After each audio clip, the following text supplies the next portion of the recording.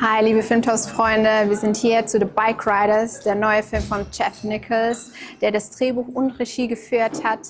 Bis gleich im Interview. So hi Jeff, so welcome to Film Toast. So we are very excited for the interview. Yes. So maybe you take us a little bit into the beginning. How did you got the book? My brother gave it to me, my big brother. And my brother Ben, he was always the coolest one in the family, reading the coolest books, listening to the coolest music. And so it makes sense that he would be the first one about 20 years ago to hand me Danny Lyon's book. And I just immediately was taken with it. The photographs were beautiful, and the interviews on the inside were complicated and really painted the picture of a subculture. Yeah, so how old have you been when you got the book? I guess I was around 23. Yeah. 23? Yeah. Okay, so and it was so catchy that you decided to, I mean, was it decided to make a movie? Even back then I was a filmmaker, you know. Yeah. I just was a filmmaker that hadn't made any movies. Yeah. And so I was thinking about the possibility of it being a film, but it really took over a decade for me to try to understand how to take photographs and interviews and turn them into a narrative, turn them into an actual film. But where came that idea from to really making a movie? I mean, it's not every book you think, oh, I want to do a movie out of it. Really, the edition that I found was a later edition, so not the original copy that Danny printed. And there was a second forward, and in this second forward, he was looking back in time, and he looked at this moment that he had recorded in the mid-'60s, and he said, it no longer exists. You know, this was the golden age of motorcycles, and it's gone. Yeah. And that felt really beautiful to me. It felt very nostalgic. The idea that we could go back with all the detail that Danny gave us, and it's almost like a time capsule.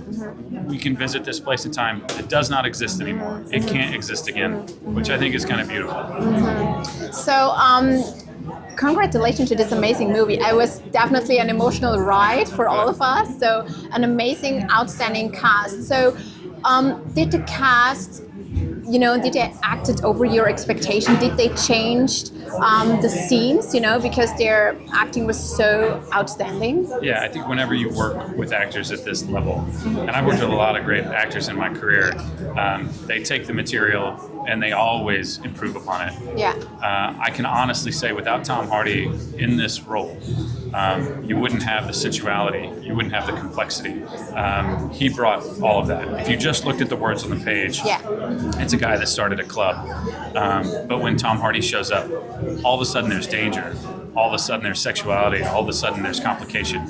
And that is directly due to his performance and everyone else's. Yeah. I mean, Jodie Comer is one of the most incredible actors I've ever worked with. She was the one that I felt was showing so much vulnerability. Yes. I missed that a little bit from the other actors. I mean, they did a great performance, but she had that very sweet vulnerability. Well, that's by design. Yeah. You know, it's a film about the fact that men are incapable of truly expressing themselves, especially these men. Yeah. And she's the one that allows us to do that. Yeah. She's the one that is introspective. She's the one that's insightful. She's the one that's infuriating at times and hilarious at times. She's our window into this world. So it makes sense that she's the one you identify with the most. And this leads me to my next question. Why it was so important that the story was told from her side and not from Benny? Sure, of course. Partly because the interviews in Danny's book that inspired this, she's the most interesting one. Yeah. But also if you step back from that and you think about this movie just from a male perspective, it's too heavy. And if we've already said that men are somewhat incapable of expressing their feelings, it doesn't make sense to put them in charge of telling this story. Yeah. You need this female perspective in order to get the full breadth of what is going on and understand their psychology and how they're working. Yeah. You really need her. Without her, I think it would be posturing. It would just be too much. So did you also did the edit for this movie this time? Yes, I have an editor, Julie Monroe, but yeah, we sit side by side. Okay, it was because you said, you know, you directed it, you wrote it, and this time also, I mean, often you also make the cut, so. You know, I'm not credited as the editor, but I'm there for every bit of it. But I've worked with Julie Monroe since Mud. Yeah. So we did Mud, Midnight Special Loving, and now The Bikeriders together, and we're we share a brain a little bit. Yeah. So how would you describe it?